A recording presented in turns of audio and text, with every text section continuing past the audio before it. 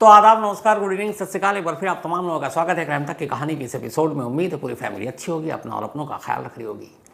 आमतौर पर हाईजैकिंग का जो शब्द है, ये जो लफ्ज़ है, ये प्लेन के साथ जोड़ा जाता है कि प्लेन हाईजैक हो गया। हालांकि ऐसा नहीं है कि दुनिया में कभी ट्रेन हाईजैक नहीं हुआ। बहुत सारे ऐसे इंसिडेंट हुए हैं। अपने इंडिया में भी एक बार हुआ था जब नक्सल ने एक ट्रेन को हाईजैक कर लिया था। लेकिन हाईजैकिंग ट्रेन की कम होती है। पाकिस्तान में 11 मार्च की दोपहर 1:30 से 2 बजे के दरमियान पाकिस्तान के हिस्ट्री की अब तक की सबसे बड़ी एक ट्रेन हाईजैकिंग हुई। ये पूरी कहानी आपको सुनाऊं उससे पहले वीडियो दिखाता हूं आपको, और इस वीडियो के ज़रिए फिर कहानी को आगे बढ़ाता हूं। ये वीडियो आज यानी 12 मार्च की दोपहर BLA, बलूच लिबरेशन आर्मी, उन्होंने जारी किया है। ये वही BLA है, बलूच लिबरेशन आर्मी, जिसने इस हाईजैकिंग की जिम्मेदारी ली है। बलूच लिबरेशन आर्मी असल में बलूचिस्तान की आज़ादी के लिए लड़ाई लड़ने वाला एक ऑर्गेनाइजेशन है। ये बलूच स्टूडेंट ऑर्गेनाइजेशन था पहले, BSO, बाद में फिर BLA हो गया। तो इस वीडियो में ये क्लेम किया और पहली बार इस हाईजैकिंग की तस्वीर लाइव रिकॉर्ड की गई, जो आपके सामने है। जो पहली तस्वीर है, आप देखेंगे चारों तरफ पहाड़ी है। उस पहाड़ियों के बीच से एक ट्रेन गुजर रही है। ये जाफर एक्सप्रेस, वही ट्रेन जो कोयटा से पेशावर तक के लिए जा रही थी। तो बीच पहाड़ी के बीच से ये रेलवे ट्रैक और ये ट्रेन गुजर रही है। अचानक रॉकेट लॉन्चर से एक वहाँ पे धमाका होता है और आप देखेंगे तो निशाना इस ट्रेन के इंजन को बनाया गया था। इंजन के पास ये आकर धमाका होता है। काला धुएं का गुबार आसमान में उड़ता हुआ दिखाई देता है। इसके बाद बाकायदा BLA ने इस वीडियो को ट्वीट भी किया। फिर इस ट्रेन को वो वापस इस वीडियो को रिवाइंड करते हैं और फिर से दिखाते हैं कि कैसे निशाना लिया गया। तो अब दोबारा वही धमाका रिवाइंड करके फिर कैमरा घूमता है और दिखाया जाता है कि पहाड़ी में कैसे BLA के जो लड़ाके हैं वो बैठे हुए हैं पहाड़ी पर, बाकायदा निशाना लेकर, मोर्चा संभाले हुए। इसके बाद इस वीडियो की तीसरी तस्वीर आती है। यही ट्रेन अब हाईजैक हो चुका।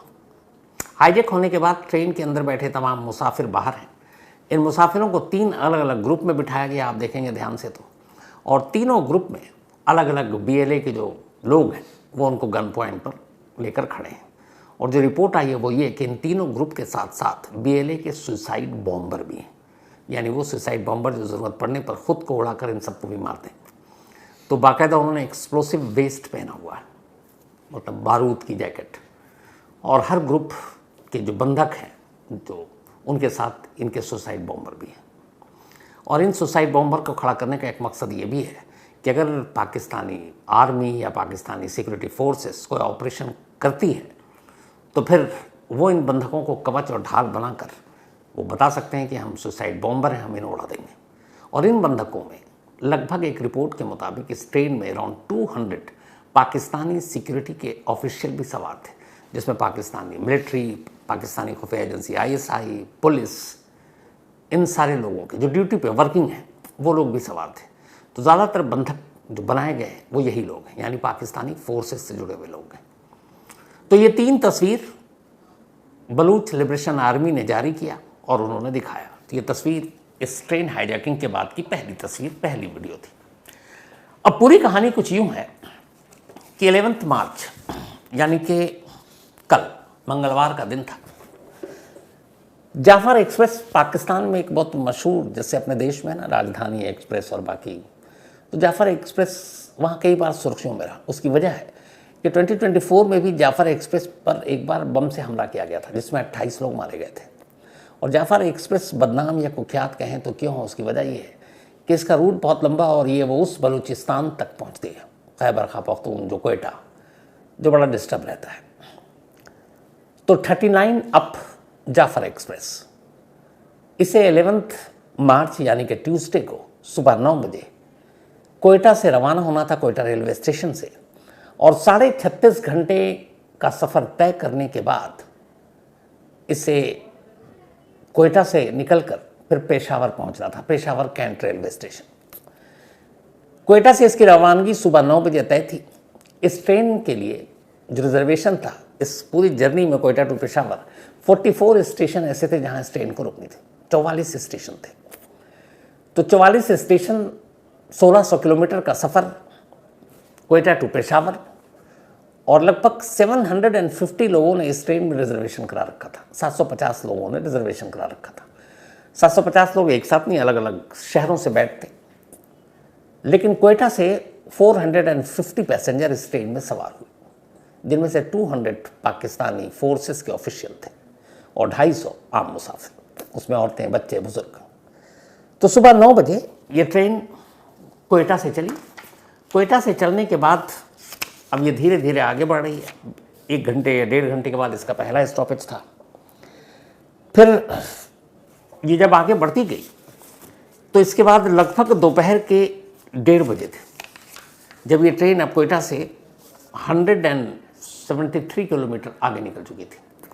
173 किलोमीटर आगे जाने के बाद अब मशकफ एक जगह है, उसी मशकफ के पास से गुजर रही थी।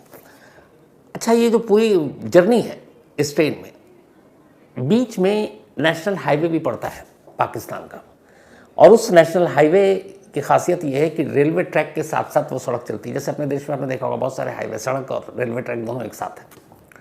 लेकिन जैसे ही बोलान पास, घाटी का नाम है पूरा, बोलान पास और मशकफ के पास से गुजरते हैं तो फिर ट्रैक जो है वो पहाड़ियों के बीच से गुजर रही है और हाईवे गायब है। अब वहाँ ऊबड़ खाबड़ रास्ते हैं और नज़दीक में कोई सड़क नहीं है, दूसरी तरफ नदी है, बोलान रिवर। तो अब जैसे ही बोलान के पास जा रहे हैं तो आप हाईवे से कट गए, नेशनल हाईवे से कट गए। अब वहाँ पे रास्ते बड़े मुश्किल हैं, दुश्वार रास्ते हैं।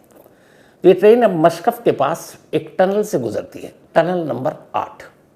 जैसे ही उस टनल के पास से गुजरती है, अचानक जो शुरू में आपको वीडियो दिखाया, एक धमाका होता है। इंजन के पास एक रॉकेट लॉन्चर आकर गिरता है और इसी हमले में ड्राइवर को चोट लगती है। जैसे ही हुआ तो अब ड्राइवर ने ब्रेक मारी, ड्राइवर घायल भी, और उसे लगा आगे पता नहीं ट्रैक उड़ा ना दिया गया हो। वो ट्रेन रोकता है। जैसे ही रोकता है, आसपास की पहाड़ियों में छुपे बीएलए के लोग फौरन ट्रेन पर धावा बोल देते हैं। लेकिन इस ट्रेन के अंदर सिक्योरिटी गार्ड भी थे, क्योंकि इस ट्रेन पर पहले भी हमले हो चुके हैं। 2024 में शायद अक्टूबर में ये ट्रेन दोबारा चली थी, 1-2 महीने तक सस्पेंड रही थी, नहीं चली थी, क्योंकि इस ट्रेन पर हमला हो गया था तो बंद कर दिया गया था। लेकिन फिर दोबारा चालू हुआ तो अब इसीलिए, लेकिन उस ट्रेन में अब सिक्योरिटी फोर्सेस चलती थी कि बीएलए के लोग हमला ना कर दें। तो जब वो लड़ाके वहाँ पर आए, धमाके के बाद ट्रेन रुक गई, तब अंदर से भी गोलियाँ चल रही और बाहर से भी गोलियाँ चल रही हैं। फिर थोड़ी देर की गोलीबारी के बाद बीएलए ने ट्रेन पर कब्जा कर लिया। कब्जा करने के बाद सारे मुसाफिरों को उतारने के बाद उन्हें 3 अलग अलग ग्रुप में बांटा, और इस दौरान अब तक जो फायरिंग हुई थी उसमें एक जो ड्राइवर था इस जाफर एक्सप्रेस का, उसकी मौत हो गई। इसके अलावा 9 पाकिस्तानी सिक्योरिटी ऑफिशियल की भी मौत हो गई। इधर से भी कहते हैं कि 27 बीएलए के लोग मारे गए, जो पाकिस्तानी मतलब सिक्योरिटी फोर्सेज हैं, उनका क्लेम है, उनका दावा है। तो खैर अब 3 ग्रुप में इनको बिठाया गया अलग अलग। इसके बाद उनमें से औरतें, बच्चे, बुजुर्ग और वो लोग जो बलूच के सिटीजन थे, मतलब बलूच के रहने वाले थे। सिटीजन तो पाकिस्तानी है लेकिन जो बलूच में ही रहते हैं, बलूचिस्तानी, जो बलूचिस्तान में रहते हैं उनको बलूच बोलते हैं, उन सबको अलग किया और उनसे कहा कि ठीक है आप लोग जाओ, और उनको नज़दीकी स्टेशन भेज दिया गया। सबसे नज़दीकी बड़ा स्टेशन यहाँ शिवी है और सबसे बड़ा हॉस्पिटल भी वहीं था। तो उन लोगों को अलग किया गया, उनको सेफ पैसेज दिया गया और उन लोगों को निकाल दिया गया। अब बाकी अराउंड 180 के आसपास ऐसे लोग जो पाकिस्तानी ऑफिशियल थे, या तो मिलिट्री में या आईएसआई में या पुलिस में पोस्टेड थे, उनको बंधक बना लिया गया। बंधक बनाने के बाद फिर बीएलए ने एक स्टेटमेंट जारी किया और बीएलए ने एक बयान जारी कर ये कहा कि अगर इन बंधकों को छुड़ाने की कोशिश की गई तो इसका अंजाम बुरा होगा। और बाकायदा उन्होंने इस हाईजैकिंग की जिम्मेदारी भी ले ली और एक रिलीज़ जारी की, और रिलीज़ जारी करने के बाद उन्होंने कहा कि जाफर एक्सप्रेस के 182 मुसाफिरों को बंधक बना रखा। ये ऑफिशियली है उनका, बीएलए का जो प्रेस रिलीज़ जारी किया उन्होंने। जबकि गोलीबारी में उनका कहना है कि पाकिस्तानी मिलिट्री के 11 लोग मारे गए। बीएलए ने अपने इस बयान में ये भी कहा कि उन्होंने पाक आर्मी का एक ड्रोन मार गिराया। साथ ही ये भी कहा कि ट्रेन पर पूरी तरह से कब्जा है, और उन्होंने कहा कि इस ट्रेन में पाकिस्तानी आर्मी, पुलिस, आईएसआई और एटीएफ के स्टाफ जिनको बंधक बनाया गया। इस स्टेटमेंट में बीएलए ये भी कहता है कि औरतें, बच्चे, बुजुर्ग और बलोच नागरिकों को छोड़ दिया गया है, और साथ में धमकी दी गई अगर पाकिस्तानी मिलिट्री ने या सिक्योरिटी फोर्सेज ने बंधकों को छुड़ाने की कोशिश की या कोई ऑपरेशन किया तो फिर वो एक एक कर इन सारे बंधकों को यानी 182 जो होस्टेजेस हैं उनको मार देंगे। बाकायदा बीएलए ने ये भी बताया कि इस ट्रेन को हाईजैक किसने किया है। बीएलए यानी कि बलूच लिबरेशन आर्मी की उनकी अपनी अलग अलग विंग और यूनिट्स हैं, उस यूनिट्स का भी नाम दिया जिन्होंने इस ट्रेन को हाईजैक किया। उन यूनिट्स के नाम है जो बीएलए के, उसमें हैं एक नाम बीएलए की मजीद ब्रिगेड, इसके अलावा STOS फतेह स्क्वाड और जीरब यूनिट। 4 अलग अलग यूनिट है बीएलए के जिन्होंने इस ट्रेन को हाईजैक किया है। तो ये उन्होंने स्टेटमेंट जारी किया, कल आज वीडियो जारी कर दिया कि ये देखो हमने इस तरह हाईजैक किया। अब एक अफसोसनाक खबर जो आ रही है और फिक्रमंद वाली, वो ये पाकिस्तानी मिलिट्री के लिए भी, कि अभी कुछ देर पहले क्वेटा में 200 ताबूत 200 कॉफिन भेजे गए। अब क्वेटा से ये ट्रेन चली थी, लगभग 173 किलोमीटर दूर है। चूँकि वहाँ पे कितने जो औरतें बुजुर्ग या बलूच सिटीजन थे उनको तो छोड़ दिया, लेकिन बाकी बंदक हैं और ख़ुद बीएलए कह रहा कि 182 हमारे कब्ज़े में है। ऑपरेशन में दुश्वारी ये है कि सारे जो होस्टेजेस हैं उनके इर्द गिर्द बलूच के लोग और सुसाइड बॉम्बर हैं। ये ऐसी जगह पर हैं जहाँ पर अगर कोई ऑपरेशन होता है तो सीधे बंधकों को ख़तरा है, होस्टेजेस को, कि वो अंधाधुंध मार ना दे। उनके पास सारे ऑटोमेटिक जो लेटेस्ट वेपन है, रॉकेट लॉन्चर है, तो हथियार भी उनके पास ख़तरनाक है, गोला बारूद भी है और गन पॉइंट पर सारे होस्टेजेस हैं। तो अगर कोई ऑपरेशन होता है तो उनकी जान भी खतरे में जाएगी। दूसरा, पाकिस्तानी आर्मी को ये भी डर है कि जो इलाका है पूरा वो बेहद दुश्वार है, वहाँ तक कोई मेन मतलब रोड उस तरह का नहीं है, सड़क कि आप वहाँ से अपना कारवां भेजें और फिर वो वक्त पे पहुँचे। तो वो भी एक दुश्वारी है, पहुँचने में रास्ता मुश्किल है चूँकि हाईवे से कनेक्टेड नहीं है। और पहाड़ी इलाके का एक एडवांटेज बीएलए को ये भी है कि वो पहाड़ियों में छुप छुप कर बैठ कर मोर्चा लिए हुए हैं, डटे हुए हैं। तो अगर दूर से भी वो उनको कुछ दिखाई देता है कि कोई टुकड़ी चली आ रही है तो वो उस पर अटैक कर सकते हैं। तो इसीलिए लगभग 30 घंटे से ज़्यादा हो गए, 33-34 घंटे हो चुके हैं, होस्टेज क्राइसिस अब भी बना हुआ है। सारे बंधक अब भी उनके पास हैं और बीएलए ने धमकी दी है। अब बीएलए ने धमकी दी है कि ऑपरेशन करेंगे तो मार देंगे, लेकिन सवाल ये कि बीएलए ने इस ट्रेन पे अटैक क्यों किया। तो बीएलए यानी कि बलूच लिबरेशन आर्मी और पाकिस्तानी आर्मी या पाकिस्तानी गवर्नमेंट, इन सब की एक पुरानी तकरार या दुश्मनी चली आ रही है। जब भारत पाक अलग हुआ, बंटवारा किया अंग्रेज़ों ने, उसके बाद बलूचिस्तान पाकिस्तान के हिस्से में रहा। पाकिस्तान के 4 स्टेट हैं, कुल 4 राज्य हैं, लेकिन जो सबसे बड़ा इलाके के हिसाब से, क्षेत्रफल के हिसाब से जो राज्य है वो बलूचिस्तान है। और कहते हैं बलूचिस्तान में जो खनिज है, जो बाकी नेचुरल चीज़ें हैं, वो पाकिस्तान के किसी और स्टेट में नहीं है। मतलब बहुत ही अमीर स्टेट है एक तरह से कहें तो बलूचिस्तान, जिससे पाकिस्तान बहुत कमाता है। लेकिन सबसे गरीब लोग बलूचिस्तान के हैं। वजह यह है कि पाकिस्तान की हुकूमत चाहे जो भी रही हो 1947 से, या फिर वहाँ की आर्मी, बलूचिस्तान से वो सारी चीज़ें महंगी महंगी तो वो हासिल करती है, लेकिन उसको अपने बाकी जो पंजाब, इधर लाहौर, कराची, इस्लामाबाद, इन लोगों के ऊपर वो सारी चीज़ें खर्च करती है। बलूच लोगों के हिस्से में कुछ नहीं आता। बलूच का कल्चर भी अलग है, उनकी तहजीब भी अलग है, उनके रहने का ढंग अलग है, सब कुछ अलग है। और वो शुरू से नहीं चाहते थे कि वो पाकिस्तान का हिस्सा बने। बलूचिस्तान की यही मांग है कि बलूचिस्तान एक अलग देश हो, एक आज़ाद देश हो जो पाकिस्तान के साथ ना हो। और उसकी इसी डिमांड को लेकर वहाँ अलग अलग बहुत सारे ग्रुप बने। कहते हैं कि अभी लास्ट 20-25 साल में ही 25,000 से ज़्यादा बलूचिस्तान लोग जो इस क्रांति को उठा रहे थे उनको मार दिया गया। 20-25 साल लोग आज भी गायब है जिनका कोई सुराग नहीं है। वहाँ की पाकिस्तान की मिलिट्री पर इल्ज़ाम लगता है कि वो जब तब बलूच के लोगों पर जुल्म करते हैं, उनके घरों को जला देते हैं, उनके लोगों को उठा लेते हैं, जवान लड़कों को गोलियों का निशाना बनाते हैं। तो ये सारी लड़ाई चल रही है जिसकी वजह से बलूचिस्तान के लोग एक मुहिम पर हैं अपने देश की आज़ादी की, एक बलूचिस्तान अलग मांग को लेकर। और बहुत सारे बलूच के लोग जेलों में हैं पाकिस्तान के। तो यही वो सारी चीज़ें हैं जिसकी वजह से इस हाईजैकिंग के ज़रिए बीएलए अपनी बात पाकिस्तान सरकार तक पहुंचाना चाहता है।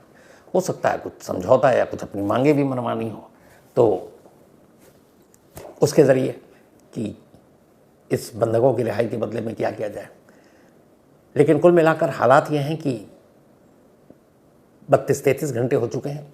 ये ट्रेन उसी पहाड़ी के इलाके में खड़ी है और कमाल ये है कि जो पूरा इलाका है इसमें बहुत सारे टनल से होकर ट्रेन गुजरती है। जिस जगह पर ये हुआ है मशकफ, ये जस्ट टनल से ट्रेन बाहर ही निकली थी और टनल नंबर 8 है ये। और ऐसे बहुत सारे टनल आसपास का जो लोकेशन है, चूँकि यहाँ सड़क नेशनल हाईवे से कट गया, तो पूरी प्लानिंग थी BLA की कि कहाँ पर इस ट्रेन पे अटैक करना है ताकि ये सड़क से दूर हो, हाईवे से दूर हो, पाकिस्तानी फोर्सेस को पहुँचने में वक्त लगे। कुछ ड्रोन भेजे गए थे कोयटा से, उस ड्रोन को भी मार गिराने का इन्होंने दावा किया है, लेकिन पाकिस्तानी फोर्स का कहना है कि हम पूरा एक क्लियरेंस ऑपरेशन हमारा जारी रहेगा और जब तक सारे बंधकों को हम बचा न लें, छुड़ा न लें, हमारे मतलब ये पूरा जो मुहिम है ये रुकेगा नहीं। तो दुआ यही है इसमें, बस जब बेगुनाह और लोग मारे जाते हैं, चाहे वो किसी भी देश में हो, कोई भी ऑर्गेनाइजेशन हो, तो अफसोस होता है। लड़ाई आमने सामने की होनी चाहिए। इसमें बहुत सारे बेकसूर लोग भी हैं, बहुत सारे अभी भी कहते हैं कि बहुत सारी औरतें और बुजुर्ग हैं जो वहाँ पे बंधक हैं पाकिस्तानी फोर्सेस के अलावा।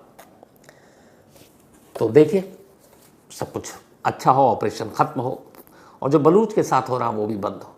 बलूचिस्तान के लोगों पर जुल्मों की कहानी जब तब सामने आती रहती है, और उनका ये भी इल्ज़ाम लगता है कि बलूच मूवमेंट को बढ़ावा देने में हमारे देश का हाथ है। तो सवाल ये है कि जब ये इल्ज़ाम तो लगाते हैं, लेकिन अगर आप बलूचिस्तान की हालत देख लें, तस्वीरें देख लें, तो आपको रोना आ जाएगा। वाकई उनके लोगों के कई जर्नलिस्ट ऐसे हैं जिनको मार दिया गया, उनके लड़कों को नौकरी नहीं है, उनके पास मतलब सब कुछ, जिनके पास पूरा ख़जाना है बलूचिस्तान में, और वो सबसे गरीब लोग हैं पाकिस्तान के, क्योंकि उनके हिस्से की सारी चीज़ें उठाकर बाकी के पाकिस्तान को दे दिया जाता है।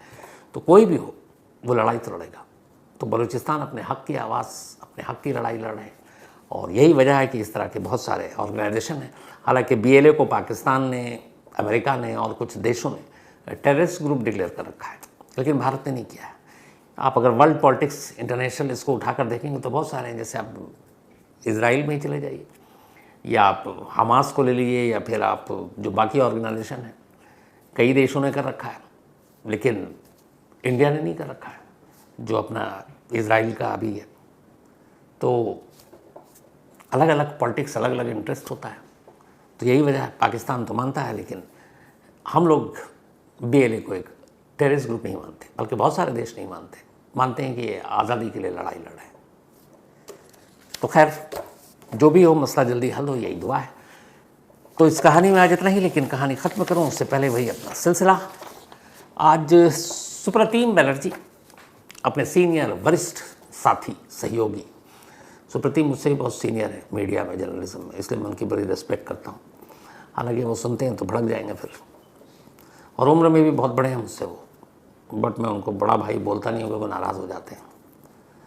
लेकिन इन सब चीज़ों को किनारे करते हुए हैप्पी बर्थडे सुप्रतिम, तुम हमेशा अच्छे रहो, खुश रहो, यही दुआ है। और सुप्रतिम के बेटे निंटू का इस बार अभी बोर्ड का एग्ज़ाम चल रहा है, तो वो भी एग्ज़ाम में अच्छे नंबर से पास हो, ताकि सुप्रतिम और खुशी मिले। तो हैप्पी बर्थडे सुप्रतिम, और जैसी और निंटू, आप दोनों को भी। और मुझे पक्का यकीन है कि आज अच्छा अच्छा खाना तो बना ही होगा, और सुप्रतिम को वैसे भी अच्छा खाने का शौक़ है। तो हैप्पी बर्थडे बनर्जी। अच्छा, उमा शर्मा जी ने भी भेजा है कि सुप्रतिम भैया का आज बर्थडे, मेरी तरफ से विश कर दीजिएगा। तो उमा शर्मा जी, देखिए मैंने आपकी तरफ से भी कर दिया। इसके अलावा चंद्रकेश यादव, इनका भी आज बर्थडे है, तो हैप्पी बर्थडे चंद्रकेश जी।